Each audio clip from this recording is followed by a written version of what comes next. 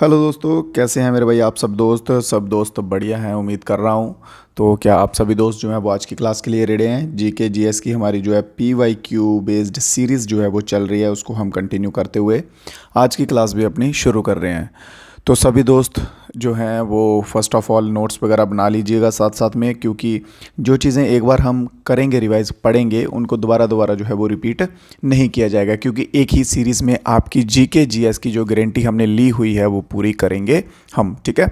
तो फिर वो उसको कंटिन्यू लास्ट तक पहुँचते पहुँचते सब जो है वो कंप्लीट कर लेंगे। तो चलिए ज़्यादा टाइम वेस्ट किए बिना शुरू करते हैं आज की क्लास का फर्स्ट क्वेश्चन। तो क्वेश्चन में क्या पूछा हुआ है? What is the friction force? वह फ्रिक्शनल फोर्स का नाम बताइए जो कि दो सरफेस के बीच में इंटरेक्ट होती हैं रिलेटिव स्पीड में, ठीक है? रिलेटिव स्पीड में फ्रिक्शन बनती है। देखिए, मान लीजिए एक ऑब्जेक्ट ये है और दूसरा ऑब्जेक्ट ये है। ये ऑब्जेक्ट इस तरफ जा रहा है और ये इस तरफ को जा रहा है। जब ये दोनों आपस में रब होंगे तो इनके बीच में फ्रिक्शन पैदा होती है, ठीक है? फ्रिक्शन पैदा होती है, तो उस फोर्स को इन्होंने पूछा है कि कौन सी फ्रिक्शन कहते हैं। तो उसे बेसिकली कहा जाता है काइनेटिक फ्रिक्शन। क्या कहा जाता है? काइनेटिक फ्रिक्शन कहा जाता है। बट काइनेटिक फ्रिक्शन तो आप बोलेंगे कि सर ऑप्शन में तो है ही नहीं, फिर आप काइनेटिक फ्रिक्शन कैसे बोलते हैं? बट काइनेटिक फ्रिक्शन का दूसरा नाम भी है, जिसे काइनेटिक फ्रिक्शन को जैसे बोलते हैं ना, kinetic friction is also known as which friction? Dynamic friction, ठीक है? तो डायनेमिक फ्रिक्शन तो ऑप्शन में है मेरे भाई, तो dynamic friction option number B हमारा यहाँ पे बिल्कुल सही होता हुआ चलेगा। सभी दोस्त जो हैं वो लास्ट तक वीडियो में बने रहिएगा और लास्ट में अपना रिव्यू भी ज़रूर दीजिएगा, और ग्रुप्स वगैरह जो हैं डिस्क्रिप्शन में लिंक होगा वो भी ज्वाइन कर लीजिएगा। नेक्स्ट क्वेश्चन देखते हैं। Which articles related to the uniform civil code for all citizens of the country? देखिए, जो करंट अफेयर्स के क्वेश्चंस बन सकते हैं वो भी हम साथ साथ में कवर करते हुए चलेंगे, ठीक है? तो यहाँ पे इन्होंने पूछा कि यूनिफॉर्म सिविल कोड, इसके ऊपर बहुत हंगामा जो है वो ऑलरेडी हो रहा है, ठीक है? तो यूनिफॉर्म सिविल कोड की पूछा गया कि ये किस आर्टिकल में आता है। Uniform civil code first of all मेरे भाई है क्या चीज़, ठीक है? यूनिफॉर्म सिविल कोड में क्या होता है कि one law for all nation. क्या होता है? One law for all nation, या कह लीजिए ऑल इंडिया, पूरे भारत के लिए एक कानून होगा, ठीक है? सभी धर्म जो होंगे उन सभी धर्मों के ऊपर एक कानून जो है वो अप्लाई होगा। जैसे मैरिज का अलग अलग होता है, डाइवोर्स का अलग अलग होता है, ठीक है? सभी धर्मों में जायदाद का, इनहेरिटेंस का, उसमें अलग अलग कानून होते हैं धर्मों के अकॉर्डिंग। एडॉप्टेशन में अलग अलग कानून होते हैं। तो यूसीसी यूनिफॉर्म सिविल कोड के अंदर ये सभी कानून जो हैं वो एक हो जाएंगे, एक समान हो जाएंगे सभी धर्मों के अंदर। और इसमें एक की पॉइंट जो है वो क्या बनता है इंपॉर्टेंट, कि बनेगा भाई फर्स्ट स्टेट बताइए यहाँ पे यूसीसी सबसे पहले अप्लाई हुआ था, ठीक है? तो वो कौन सी रहेगी मेरे भाइयों? उत्तराखंड जो है बिल्कुल सही आंसर हो जाएगा, जिसमें यूनिफॉर्म सिविल कोड जो है वो सबसे पहले पास हुआ था। कब हुआ था? 7 फरवरी 2024 को, 2024 में दूसरे महीने में सबसे पहले यूनिफॉर्म सिविल कोड अगर कहीं पास हुआ है तो वो कहाँ हुआ है? उत्तराखंड में हुआ है। जो कि उत्तराखंड के सीएम जो है वो कौन है? पुष्कर सिंह धामी। कौन है मेरे भाई? पुष्कर सिंह दामी। सब हम जो है वो कवर करते हुए चलेंगे। बस आप सभी दोस्तों को धैर्य बनाए रखना है, आराम से धीरे धीरे प्रोग्रेस करते हुए चलेंगे, ठीक है? यूनिफॉर्म सिविल कोड की बात की गई थी, ठीक है? जो कि आता है आर्टिकल नंबर 44 के अंडर। आर्टिकल नंबर 44 के अंडर आता है। कल मैंने आपको बताया था कि अमेंडमेंट नंबर 44 जो है उसमें क्या हुआ था, जल्दी से कमेंट बॉक्स में बता दीजिए। पुष्कर सिंह धामी पहले चीफ मिनिस्टर हैं जिन्होंने इसको इम्प्लीमेंट किया है। उत्तराखंड स्टेट में इम्प्लीमेंट हुआ है और 2024 में जो है वो इम्प्लीमेंट हुआ है। क्लियर? चलिए तो बढ़ते हैं अपने नेक्स्ट क्वेश्चन की ओर। What is the first part of the large intestine? Large intestine का इन्होंने पूछा है कि फर्स्ट पार्ट जो है वो क्या होगा लार्ज इंटेस्टाइन का, ठीक है? तो लार्ज इंटेस्टाइन कुछ इस तरह से हमारी बन जाएगी।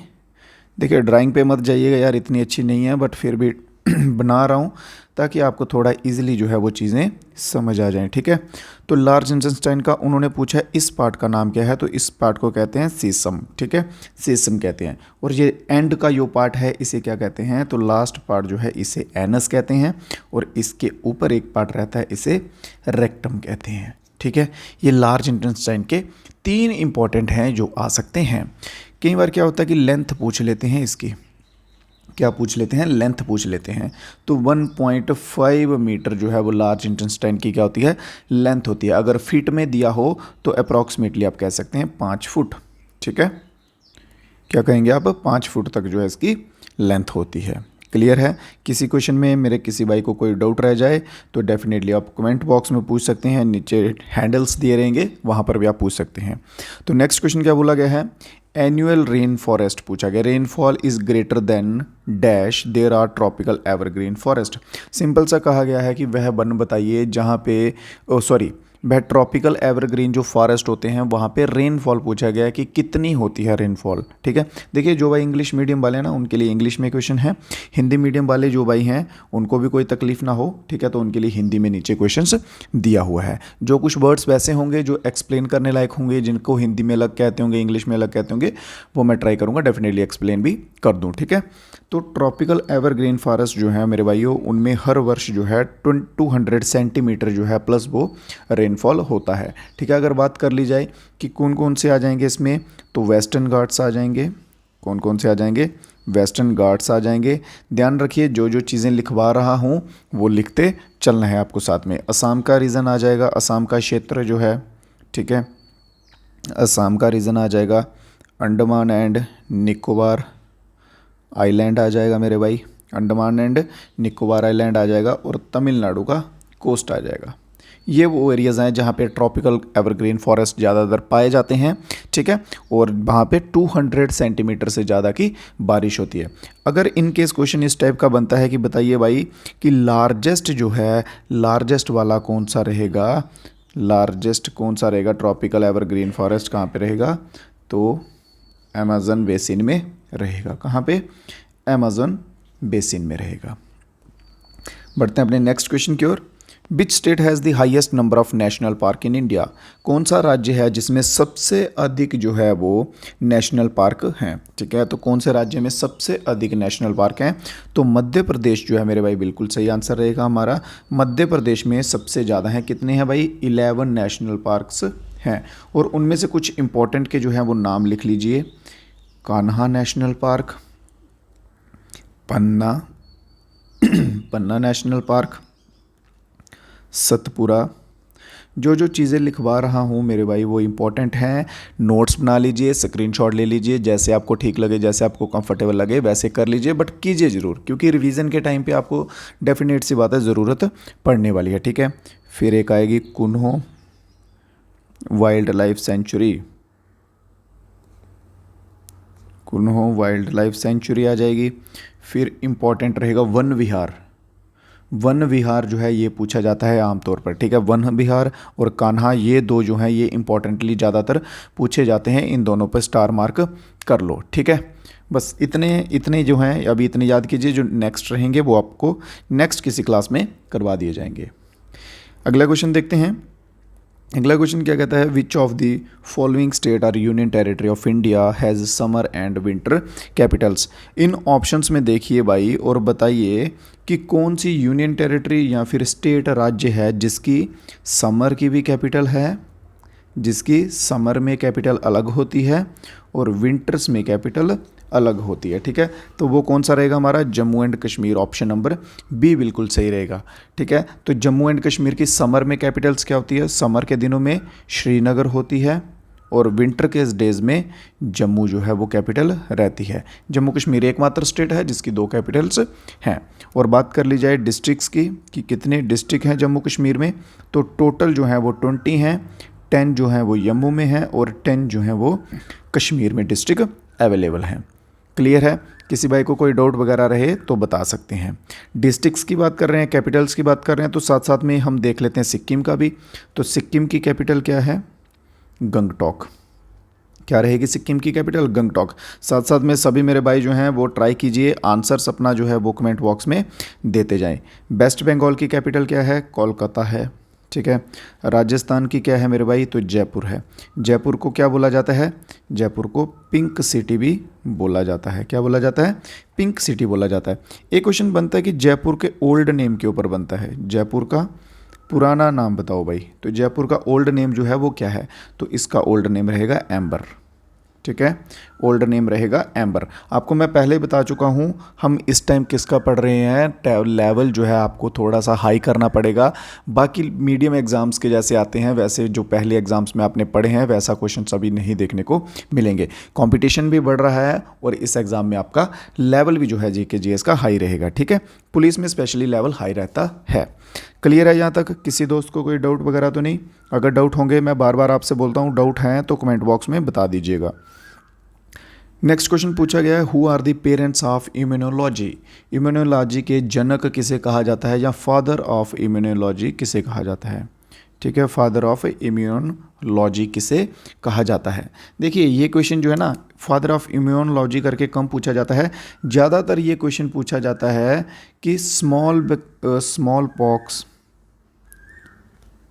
बेकाइन के फादर, ठीक है, स्मॉल पॉक्स बेकाइन के फादर, ठीक है, जनक ऑफ स्मॉल पॉक्स बेकाइन। स्मॉल पॉक्स जो कि चेचक, हिंदी में क्या कहते हैं इसको मेरे भाई, चेचक, चेचक का टीका। तो चेचक का टीके का जनक जो है वो किसे कहा जाता है, तो ये क्वेश्चन जो है ज़्यादातर पूछा जाता है। तो एडवर्ड जेनर जो है इन्हें कहा जाता है, इनके द्वारा जो है वो सबसे पहले स्मॉल पॉक्स जो होती है, चेचक होती है, उसका टीका जो है वो बनाया गया था। कब बनाया गया था? 1796 जो है मेरे भाई बिल्कुल सही आंसर रहेगा। इसके सिवा जो दूसरे ऑप्शंस दिए हुए हैं एंटोनी जो है ये भी इम्पोर्टेंट रहते हैं। क्यों? क्योंकि इन्होंने सबसे पहले बैक्टीरिया एंड प्रोटोजोआ, ये पहले माइक्रोस्कोपिस्ट थे जिन्होंने सबसे पहले बैक्टीरिया और प्रोटोजोआ को ऑब्जर्व किया था, ठीक है। और रोबोट कोच जो हैं ये भी आ जाएंगे, इन्होंने ट्यूबरक्लोसिस बैक्टीरिया, कौन सा, ट्यूबरक्लोसिस बैक्टीरिया जो है वो इन्होंने डिस्कवर किया था। क्लियर? चलिए बढ़ते हैं अपने नेक्स्ट क्वेश्चन की ओर मेरे भाई। Internet cafe, ATM booth and call centre, ये जो हैं ये किसके एग्जाम्पल हैं? Tertiary sector, banking sector, secondary और प्राइमरी। देखिए आमतौर पर जो है वो कितने बताए जाते हैं, 3 बताए जाते हैं। बट अगर हम एनसीईआरटी को देख के चलेंगे तो इसमें कितने बताए जाते हैं, एनसीईआरटी में 5 बताए जाते हैं। तो चलिए मेरा फ़र्ज़ है आपको सब जानकारी देना और अच्छे से देना, तो मैं आपको 5 के 5 जो है वो बता देता हूँ, जल्दी से इनको लिख लीजिएगा, ठीक है। सबसे पहले आ जाता है कौन सा, प्राइमरी, प्राइमरी आगे सेक्टर लिखते जाइएगा। दूसरे नंबर आ जाता है सेकेंडरी, तीसरे नंबर आ जाता है टर्शियरी, क्वाटरनरी, क्वाइनरी। क्लियर है? ये 5 जो हैं ये सेक्टर हैं। इकोनॉमिक्स का क्वेश्चन है ये, ठीक है। चलिए अब लिख लीजिए, प्राइमरी सेक्टर जो है इसमें क्या होता है, रॉ मटेरियल होता है। क्या होता है? रॉ मटेरियल होता है, जैसे कि फार्मिंग करना, एग्रीकल्चर जो है, मछली पालन, गाय पालन, पशुपालन, एनिमल डोमेस्टिकेशन, ठीक है, ये सब जो है ये इसके अंडर आते हैं। इसमें रॉ फॉर्म्स में चीज़ें होती हैं।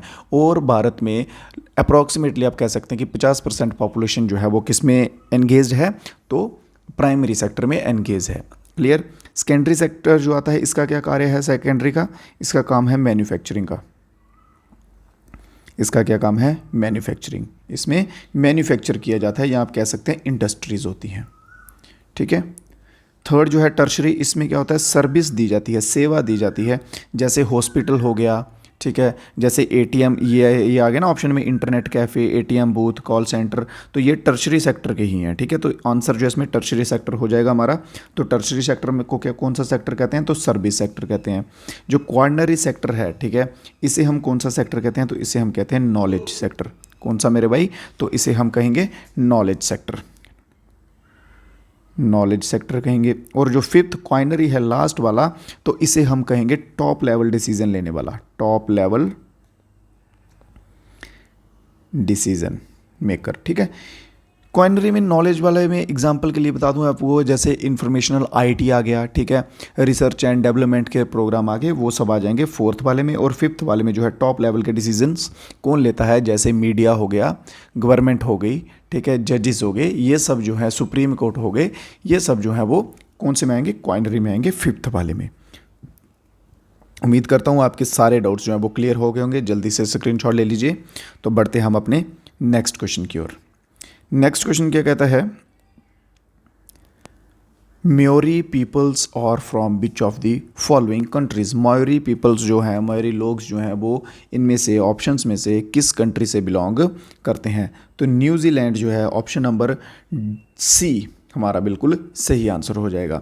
यहाँ पे बात करें, ये ट्राइबल पीपल हैं। कौन से हैं? ये ट्राइबल हैं। तो भारत में भी बहुत सारी जो है वो ट्राइब्स पाई जाती हैं। तो चलो देख लेते हैं। आप बोलोगे कि सर भारत में भी पाई जाती हैं, तो पीछे क्यों रहें? तो भारत की ट्राइब्स भी जो है वो देखेंगे, ठीक है। तो भारत में कौन कौन सी ट्राइब पाई जाती है मेरे भाई, लिखते जाओ। एक आ गई गोंड, जो सबसे इंपॉर्टेंट लिखवाऊंगा, ऐसे नहीं कि सभी कुछ भी लिखवाऊंगा, जो इंपॉर्टेंट हैं, जो क्वेश्चंस में आती हैं वही लिखवाऊंगा। फिर आती हैं एक आती हैं बिल्स, फिर एक आती हैं संथल।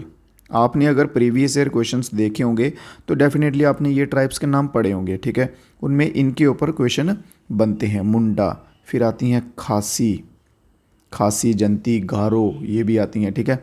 फिर एक लिख लीजिए आप कोडावा, ठीक है। ये कुछ इंपॉर्टेंट ट्राइब्स हैं।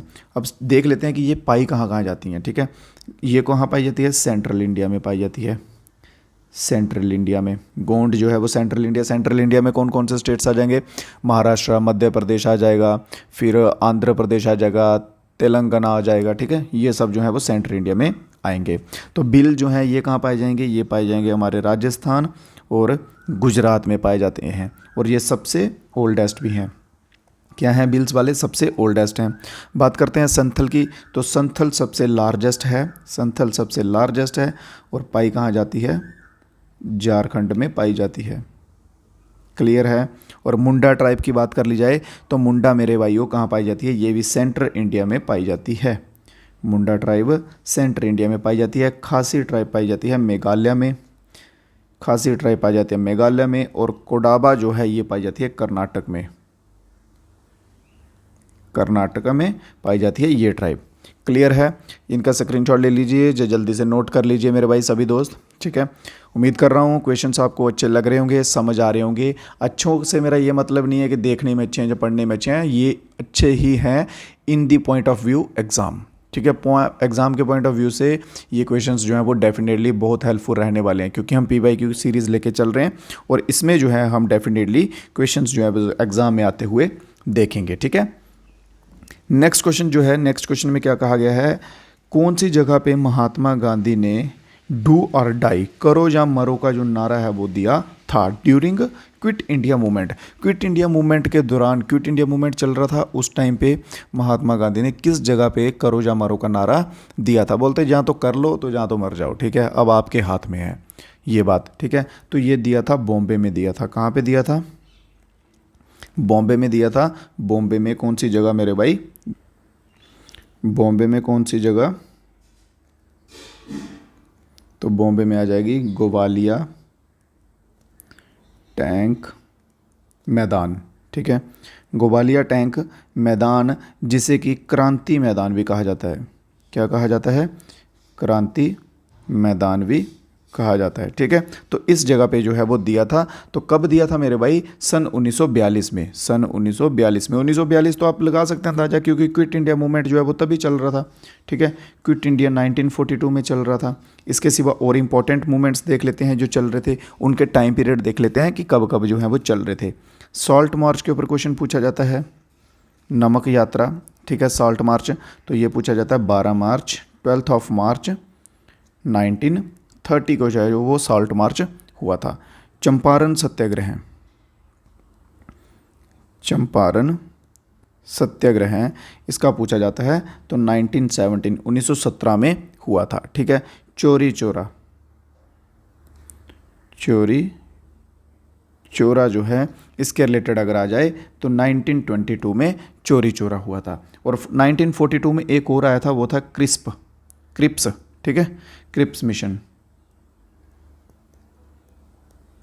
चलिए क्लियर है। सब जो एक क्वेश्चन जो है ना उसके रिलेटेड के जितने इंपॉर्टेंट क्वेश्चन बनेंगे सबका जो है हम निचोड़ करते हुए चलेंगे, और ऐसा कोई क्वेश्चन जो है हम ट्राई करेंगे कि ना छूट जाए जो कि आपके एग्ज़ाम में आपको देखने को मिले। हम ट्राई करेंगे कि ऑलमोस्ट सभी क्वेश्चन हम कवर कर लें कि जो आपको आपके एग्ज़ाम में आते हुए दिखेंगे, नेक्स्ट क्वेश्चन है when was the first session of Indian National Congress conducted. देखिए first session of Indian National Congress की बात की जाए तो लास्ट डे मैं आपको करवा चुका हूँ, पहले 3 सेशन जो है वो मैंने करवाए थे, ठीक है। तो इसका आंसर अभी मुझे देने की ज़रूरत नहीं लग रही, तो इसको मैं एक्सप्लेन ना करके सीधा लिखूंगा 1885 में हुआ था, बॉम्बे में हुआ था, ठीक है। एक चीज़ मैंने नहीं लिखवाई थी उसमें कि कौन सी जगह, गोकुलदास तेजपाल संस्कृत कॉलेज, इस जगह में हुआ था बॉम्बे में, ठीक है। चलिए नेक्स्ट क्वेश्चन देखते हैं अपना। तो नेक्स्ट क्वेश्चन आज का क्या है कि शॉल्स कि who is the chairman of national Integration council in India. National Integration council in India के चेयरमैन जो है वो कौन है। नेशनल इंटीग्रेशन के काउंसिल के जो चेयरमैन है वो हमेशा कौन रहेंगे, प्राइम मिनिस्टर रहेंगे। जो भी करंटली प्राइम मिनिस्टर होंगे, जो भी करंटली पीएम होंगे वो रहेंगे इसके चेयरमैन। इसमें होते कौन है, मेंबर कौन होते हैं, इसमें होते हैं कौन कौन होते हैं, इसमें होते हैं जो कि आप कह सकते हैं सीनियर लीडर्स जो होते हैं, ठीक है। सीनियर लीडर्स प्लस आप कह सकते हैं पब्लिक फिगर्स जो होते हैं, लोग पब्लिक फिगर्स जो मतलब कि लोगों के बीच में लोकप्रिय होते हैं, ठीक है, वो हो गए। और इनके साथ मिलके क्या करते हैं, एड्रेस दी प्रॉब्लम्स, क्या करते हैं, एड्रेस दी पब्लिक प्रॉब्लम। जो लोगों की प्रॉब्लम्स होती हैं उनको सॉल्व करने के रिलेटेड डिस्कशंस जहाँ कह सकते हैं उनके ऊपर निर्णय लेते हैं ये लोग, ठीक है। कौन, नेशनल इंटीग्रेशन काउंसिल ऑफ इंडिया में। क्लियर है। तो बढ़ते हैं अपने नेक्स्ट क्वेश्चन की ओर। Which type of nutrition ingest the complex ingredient produce by other fossils. देखिए इसमें ये क्वेश्चन किस तरह का बनता है कि दूसरे फॉसिल्स के द्वारा प्रोड्यूस किया गया, इंजेस्ट कर लेते हैं दूसरे जो हैं, हाँ दूसरे फॉसिल्स, ठीक है। तो उन्हें जो है हम क्या कहते हैं, किस प्रकार का पोषण अन्य जीवाश्मों द्वारा उत्पादित जटिल अवयवों को निगलता है, ठीक है। दूसरे जो कॉम्प्लेक्स होते हैं उनके द्वारा प्रोड्यूस किया गया फॉसिल जो है वो क्या कहा जाता है, हेट्रोट्रॉपिक। कहाँ रहेगा भाई, ऑप्शन नंबर सी में हेट्रोट्रॉपिक न्यूट्रिशन की फॉर्म में वो आता है। तो ऑप्शन नंबर सी जहाँ पे बिल्कुल सही रहेगा। क्लियर। तो नेक्स्ट क्वेश्चन है who was called Jat caste Plato. Jat की जो कास्ट, जाट कास्ट है उनमें प्लेटो किसे कहा जाता था, तो राजा सूरजमल जो है इनको जो है जाटों का प्लेटो भी कहा जाता था। उस टाइम के पीरियड जब इनका टाइम पीरियड था तो जाट वर्सेस राजपूत के बहुत से युद्ध हुए हैं जिनमें इन जाटों ने राजपूत जो राजा थे उस टाइम के उनको जो है वो डिफीट किया है। क्या किया है मेरे भाई, डिफीट किया है। तो राजा सूरजमल जो है ये नाम याद रखिएगा। नेक्स्ट क्वेश्चन देखते हैं। विच of the following sport shows सॉलिडेटरी when playing. सॉलिडेटरी से आप क्या मतलब समझते हैं, उन्होंने बोला है कि कौन सा खेल है जो सॉलिडेटरी दिखाता है। सॉलिडेटरी से आप मतलब समझते हैं यूनिटी, इसमें यूनिटी होती है, रिस्पेक्ट होती है, ठीक है, करेज और काइंड, ठीक है। ये 2-4 वर्ड जो हैं ये शो होते हैं। तो कौन सा वह ऐसा खेल है इनमें से जिसमें यूनिटी होती है, एक साथ लोग करते हैं। जैसे देखिए फुटबॉल हो गया, एग्जांपल के लिए आपको बता दूं, फुटबॉल हो गया, एक गोल करना होता है, तो उसके लिए पूरी टीम, फुल टीम जो है वो दौड़ती है एक गोल के लिए, तो वो यूनिटी में आ जाएगा ना, ठीक है। तो इसी तरह से अब इनमें ऑप्शंस में देखिए तो इसमें बास्केटबॉल जो है मेरे भाई बिल्कुल सही रहेगा, option number A. Next question देखते हैं। विच of the following is the longest mountain range in the world. World में सबसे लॉन्गेस्ट माउंटेन रेंज जो है वो कौन सी है। तो कौन कौन से बाइस जो हैं वो हिमालय के साथ जा रहे हैं, जल्दी से आंसर आने दीजिए इसका कि कौन सी जो है लॉन्गेस्ट रेंज है माउंटेन्स की वर्ल्ड में। तो हिमालय वाले भाइयों बिल्कुल गलत हैं आप। तो सबसे लंबी जो है वो कौन सी है, एंडीज़ माउंटेन रेंज।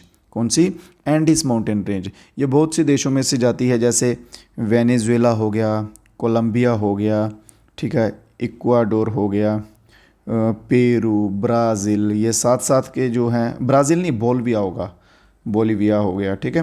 तो इन सभी में से होते हुए जाती है एंडीज। तो ये सबसे जो है वो लंबी है। जो भाई बोल रहे हैं हिमालय, तो हिमालय का सुन लीजिए, हिमालय की रेंज जो है वो कहाँ कहाँ तक है, इंडिया, नेपाल, भूटान, चाइना और छोटा सा पाकिस्तान, ठीक है। यहाँ से होके जो है वो जाती है हिमालय की। तो लॉन्गेस्ट की बात कर लीजिए वर्ल्ड्स की तो एंडीज रहेगी, ठीक है।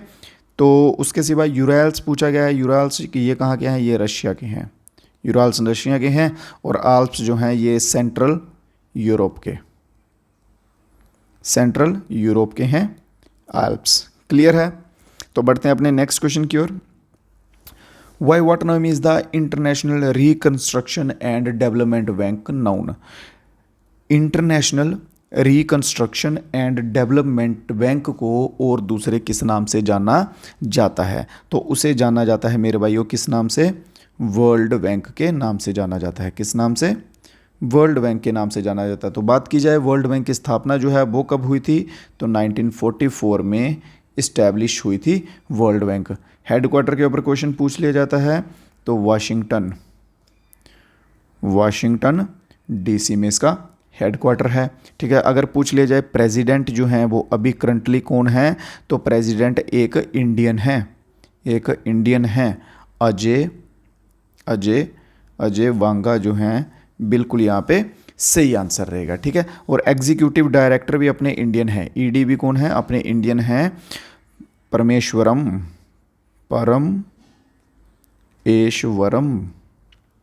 परमेश्वरम अय्यर। ठीक है। तो ये परमेश्वरम अय्यर जो हैं ये ईडी हैं वर्ल्ड बैंक के, ये भी अपने इंडियन है। ठीक है मेरे भाइयों। तो आज की क्लास के जो क्वेश्चंस थे, आज की क्लास के क्वेश्चंस खत्म होते हैं। तो इतने ही क्वेश्चंस जो हैं वो आज की क्लास में थे। तो आप सभी दोस्त जो हैं अपना रिव्यू देके ज़रूर बताइएगा कि आपको क्लास जो है वो कैसी लगी है, कमेंट बॉक्स में ज़रूर बताइएगा। और टोटल आज जो है हमने 17 क्वेश्चन जो हैं वो किए हैं। ठीक है। टोटल कितने किए हैं, 17 क्वेश्चन आज की क्लास में किए हैं। तो 20 जो है 20 की सीरीज़ हम लेके चल रहे हैं, तो ट्राई करेंगे 20 जो है हम कंटिन्यू करते हुए चलेंगे क्वेश्चंस, जिसमें आपको एग्ज़ाम तक पहुँचते पहुँचते सब जीके जीएस जो है ऑलमोस्ट, इस बात की गारंटी लेके कह रहा हूँ, बस साथ बने रहिएगा तो कवर हो जाएगा। ठीक है। अब बार बार ये चीज़ें रिपीट नहीं करूँगा, बट एक बार बोल दिया अभी, क्योंकि स्टार्टिंग्स की क्लास है तो इसलिए बोलना पड़ रहा है। तो आप सभी साथ बने रहिएगा, तो लास्ट तक हम पहुंचते पहुंचते जीके जीएस है मेरे भाई जो, इसको तो पक्का पूरा का पूरा फोड़ेंगे। क्यों, क्योंकि जीके जीएस का ही मोस्टली जो है वो पोर्शन एग्जाम में आता है। तो बहुत बहुत शुक्रिया कुछ जो भाई अभी तक जुड़े हुए हैं लास्ट तक लाइव में। ठीक है। तो बहुत बहुत शुक्रिया मेरे भाई आप सभी का लास्ट तक जुड़े रहने के लिए, अपना भरोसा दिखाने के लिए। तो कल फिर से मिलेंगे आप सभी दोस्तों से नए क्वेश्चंस के साथ, कुछ नए अंदाज में। तो तब तक के लिए दीजिए इजाज़त मेरे भाइयों। जय हिंद, जय भारत।